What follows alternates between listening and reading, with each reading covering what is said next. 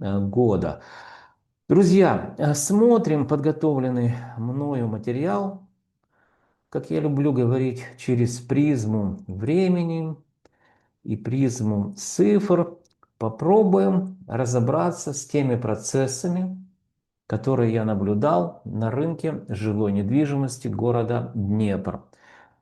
Благодаря статистическим данным, которые мне любезно предоставляет компания Олимп Консалтинг. Итак, друзья, перед вами карта Донецко-Приднепровского региона, где мы видим, куда входят два крупных областных города-центра. Это город Днепр, город Запорожье. Сегодня мы говорим о городе Запорожье. Ну, понятно, что Донецк, Луганск, мы о них не говорим. А до войны и Донецк, и Луганск также входили в данный регион.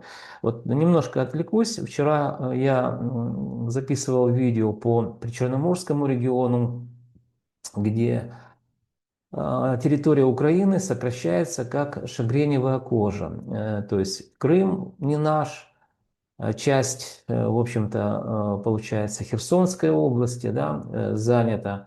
Запорожье, мы будем говорить это чуть позже, наверное, да, завтра запишу по Запорожью. То есть мы видим, как медленно, еще раз повторюсь, как шагреневая кожа сокращается территория Украины. Это, в общем-то, достаточно, как оно называется, печальное зрелище. Также мы констатируем факт, что Донецкая область, Луганская область, Луганская область, по-моему, уже вся, а Донецкая область частично еще под контролем вооруженных сил Украины. А большая часть это, естественно, под контролем Российской Федерации. Итак, вот такая вот невеселая картина на юго-восточной части Украины. И, конечно же, Донецко-Приднепровском регионе. Ну так, это отступление. Давайте говорить о недвижимости.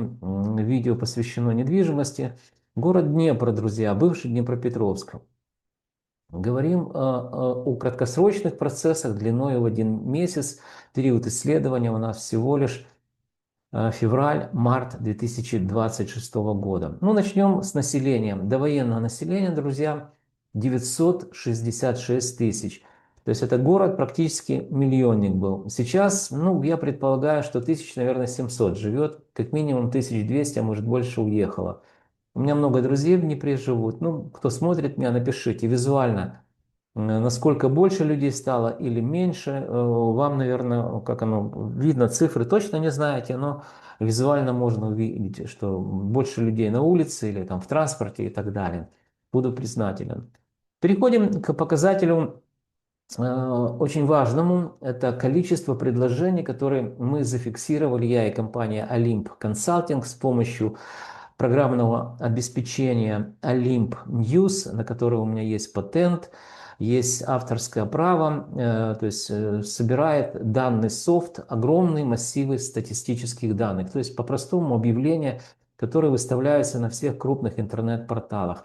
Так вот, количество предложений по жилой недвижимости в городе Днепр, только подумайте, друзья, 40 310 объектов жилой недвижимости, первичный, вторичный рынок. Ну, это кто вот знаком со статистикой, да, или там оценщики мне смотрят, да, мне всегда нравится методология, которую применяют оценщики, да, там есть сравнительный подход, и когда там сравнивают 5 аналогов. Ну, это вот просто ни о чем, это такая профанация, в общем, ну, это такое дело. Суи почему-то вспомнил оценщиков.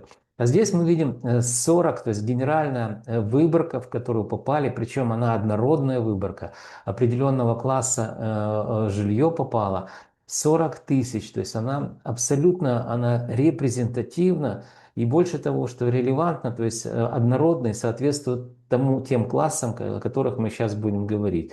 Итак, мы видим, что снижение минус 0,6% за месяц по предложениям. Ну, я так предполагаю, что это связано все-таки с отсутствием электричества, частично выключается, хотя сейчас попроще, получше стало.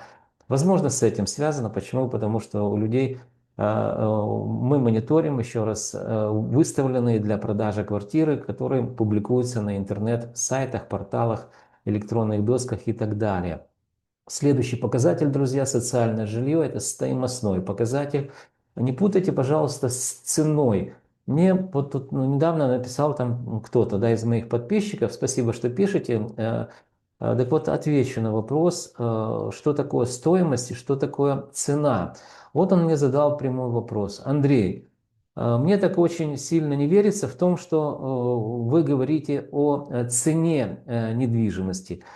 Я и не говорю о цене недвижимости. Вот эти две разные дефиниции. Стоимость и цена. Поэтому многие предполагают, что это одно и то же или одна и та же смысловая нагрузка. Нет. Давайте очень кратко расскажу, что такое цена. Цена – это деньги конкретно, которые были переданы за объект недвижимости. Ну, там более умная формулировка на открытом, в общем-то, рынке, да, открытый рынок имеется в виду там, где нет ни монополий, ни олигополий, то есть это рыночная цена получается, но ее знают только, друзья, внимание, покупатель и продавец, ну, конечно, риэлтор, если он присутствует в сделке. Я говорю вам о 40 тысячах предложений на рынке. Я уверен, что риэлторы, ну, если ну, четвертая часть обслуживает вот эти сделки, да, которые теоретически могут быть, это всего лишь предложение, то они могут там что-то предполагать. А я же говорю о стоимости. Надеюсь, я вас не запутал. Стоимость – это предполагаемая стоимость квадратного метра, за которую может быть продан тот или иной объект на открытом конкурентоспособном рынке. Ну вот так, чтобы не углубляться там в какие-то терминологии, я думаю, что понятно, да? Итак, социальное жилье, друзья, внимание, мы говорим о марте месяце. Кто меня смотрит давно, он знает. Январь, февраль, март, 3 месяца мы видим, как социальное жилье, самый крупный класс рынка недвижимости, эксплуатируемый в Днепре и в Украине, показывает динамику снижения. То есть, друзья, я предполагаю, что это уже тенденции, и мы их будем видеть весь оставшийся 2026 год. Дальше. Социальное жилье аренды, друзья. Ну, еще один показатель. Вот здесь мы сравниваем долгосрочную аренду, поэтому мы сравниваем четвертый квартал, видим декабрь 2025 год с первым кварталом. Это у нас... А почему вересень? Березень, друзья. Я прошу прощения, да, я березень. Это ошибка. Чисто вот торопился и попутал, что называется. Да? Не без попутал, но вот вместо березня написал вересень. Так вот, вересень – это 9 месяц, березень – это 3 месяц, март месяц. Так вот, март месяц показал нам динамику роста по аренде, друзья, но это безумие, потом мы поговорим об этом, на 1,36%. То есть средняя стоимость аренды одной, двух, трехкомнатной квартиры в марте месяце $374 в целом по городу Киеву. Это месячная аренда. Следующий показатель эконом-комфорт бизнес-класс – это стоимостной также показатель по вторичному рынку. Здесь снижение, друзья, впервые ну не впервые, а вот 3 месяца, январь, февраль, март, мы наблюдаем, что и эконом-комфорт бизнес-класс вслед за социальным жильем начинает показывать динамику снижения, минус 0,25%. Первичный рынок, друзья, квартиры эконом-класса, рост плюс 0,39%. Но это закономерный процесс, я об этом всегда говорил.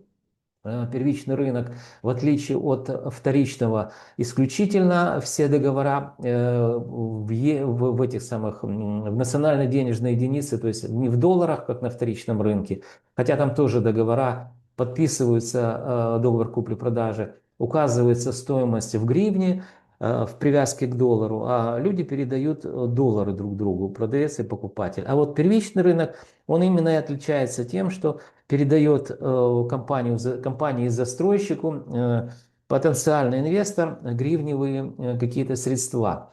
То есть он в гривне. Так вот, гривна обесценивается по отношению к доллару. Посмотрите курс в январе месяце 2026 года. И сейчас это вам станет все понятно. То есть обесценивается денежная единица, включаются инфляционные процессы, соответственно, дорожает что кирпичи, всевозможные материалы строительные, свет, также дорожает стоимость работы людей, которые работают, энергоносители дорожают. Соответственно, это влечет за собой увеличение стоимости квадратного метра на первичном рынке, так как это очень сильно влияет обесценивание именно гривны по отношению к доллару, сильно влияет на стоимость. То есть здесь логика как бы прослеживается.